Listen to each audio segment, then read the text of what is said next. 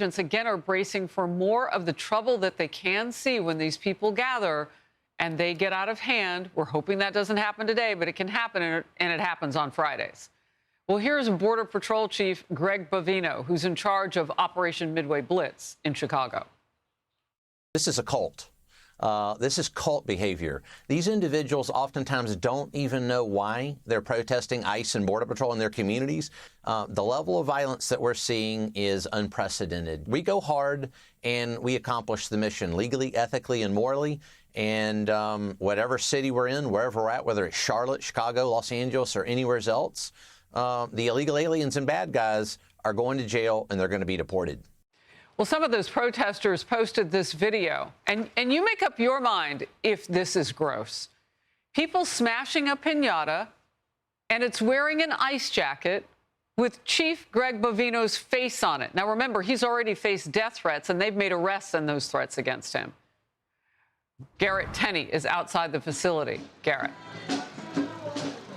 Yeah, Harris, we have a little bit of a smaller crowd here right now, 75 or so people. Right now, things are jovial, but as we saw last week and in weeks prior, that can change so quickly. You'll also notice here behind us that the area that the protesters have here, this protest zone, is larger this week. They have now opened it up, the city has, to allow them here into the roadway, giving them more room than they have had over the last few weeks, and that's been a point of contention with the protesters. Broadview's mayor is blaming the violence that we have seen often on out-of-town protesters who she says also tried to storm Village Hall over the weekend. The mayor declared a civil emergency this week after receiving what she describes as several serious and credible bomb and death threats against the city and its leaders. Acting ICE Director Todd Lyons says now the city is experiencing what his agents faced when local officials initially left the feds on their own to deal with these at times volatile protests. Now they're kind of having to deal with what we've had to deal with, right? That you have people so opposed to a law enforcement mission that they're calling in bomb threats, death threats, and we deal with that every day. But now they're seeing it from our point of view that we have to deal with all the time. Local police say more than 4,000 people have protested here over the past month and a half, and over that time, we've seen the number of detainees being held inside the Broadview facility drop from more than 100 to only 4 as of earlier this week. All of this comes as federal appeals court has temporarily blocked 2 big rulings from a lower judge. One that would have forced DHS to release hundreds of illegal immigrants arrested during Operation Midway Blitz, and another that placed severe restrictions on the use of force by federal agents against protesters. And those are just 2 of the many cases involved in Operation Midway Blitz that are ongoing. As federal officials tell us, this operation will be ongoing as well. Harris? Garrett Tenney, great reporting always. Thank you. Congressman Chip Roy, Republican of the great state of Texas and member of the House Judiciary, Rules, and Budget Committees. Good to see you. Look, I want to start where Garrett's reporting just left off. The Broadview mayor, Katrina Thompson, has declared a civil emergency because of so many bomb threats. You know, Congressman, I look at that and I think, well, that's a wider sort of threat now. That's on the public. The protesters are even under threat if something happens near an ICE facility. Well, Harris, great to be on. And look, what you've got right now are a group of protesters and activists now, and unfortunately, too many of my Democratic colleagues, even in their video that they put out, who are all too happy to side with gang members, to side with cartels, drug traffickers, human traffickers, the people that were endangering the American citizens, people like Laken Riley, Jocelyn Nungaray, Rachel Marin, people who lost their lives.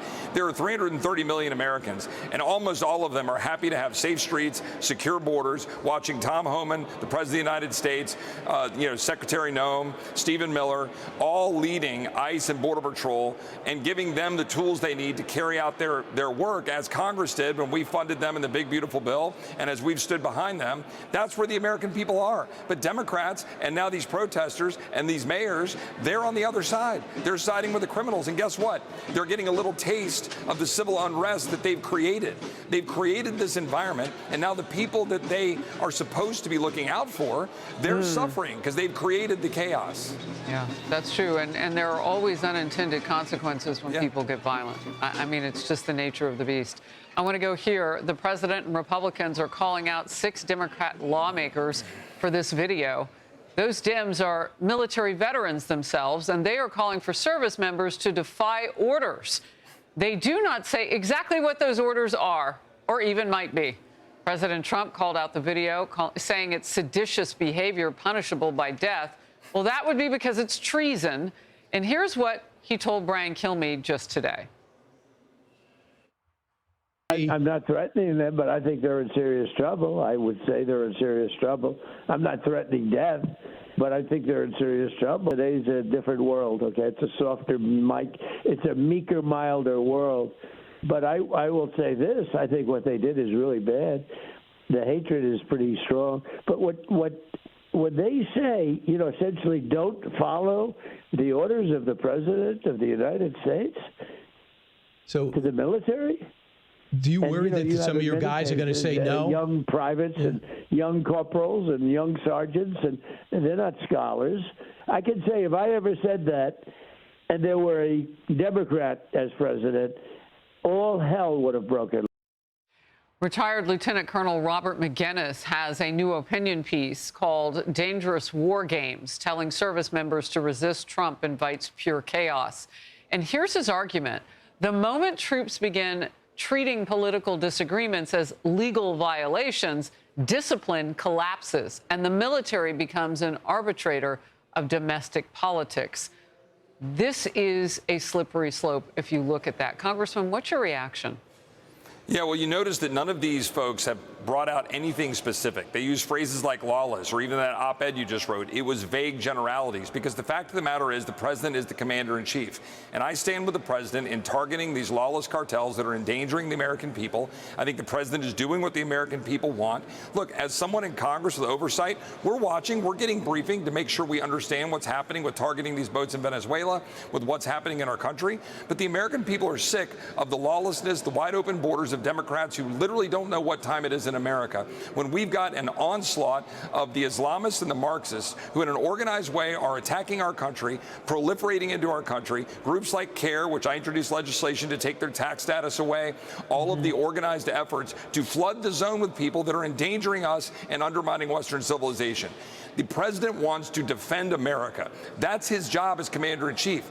These folks are making stuff out. I would remind you, Jason Crow, he couldn't even acknowledge that Tren de Aragua were operating in his own district and were taking over apartment buildings in Colorado. Wow. He denied it, and this is the mindset of these folks. So look, I stand with the president. We got to defend America. You know, Congressman, we all covered that story. We know it well, and I knew that detail, but you know what's worse?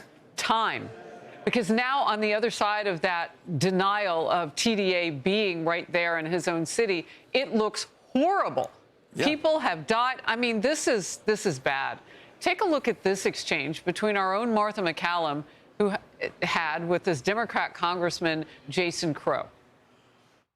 Reminding them of their obligation. Order from the commander-in-chief that we are asking our military to carry out, are you objecting to? This is very, very vague. And it was so vague in this video, I don't think people could figure out what you guys were all talking about, honestly.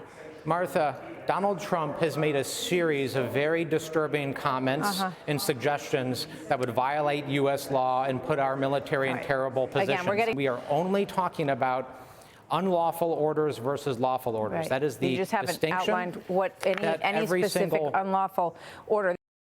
So he was in that video, one of the people calling for others to ignore the orders, but he can't say what the actual orders are.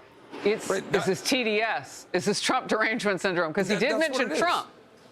Yeah, look, I would invite my colleagues to come forward and give us explicit examples of how they think that the actions are lawless, because these are people who want our country to have open borders, who are inviting terrorists, inviting gang members, cartel members, fentanyl pushers, human traffickers onto the streets of America, endangering the people that I represent. I don't want to hear about another Jocelyn Nungray getting murdered because they're trying to hamstring the president from defending our country. Again, I stand with the president. I invite these guys to come prove their case. I think it's wrong. Look, one last one, because I want people to understand what's at stake. If we have a military that ignores orders on a regular basis because they are listening to lawmakers on the Hill, what does that do to those national security moments that they are involved in, the tip of the spear to keep us safe? Right. If Democrats want to engage in oversight and raise issues in Congress, they are well within their rights and, in fact, their duty to do so. I will do the same. Look, I've raised questions of even Republican administrations. We have a duty in Congress to do that. That's not what they're doing. They're engaging in undermining the president, as you said, through Trump derangement syndrome. They are attacking the president and undermining the chain of command in the military, of which he is the commander in chief. Look, the number of people who are now enlisting in the military, way up. The number of applications to the service academies, way up. Pride in our military because of Pete Hegseth and the president, way up. And you know what? Democrats are against that. And you have to ask yourself, why? That's a great question. Congressman, thank you so very much for being with me. Happy Thanksgiving. Hey everyone, I'm Emily Compagno. Catch me and my co-hosts Harris Faulkner and Kayleigh McEnany on Outnumbered every weekday at 12 p.m. Eastern, or set your DVR. Also, don't forget to subscribe to the Fox News YouTube page for daily highlights.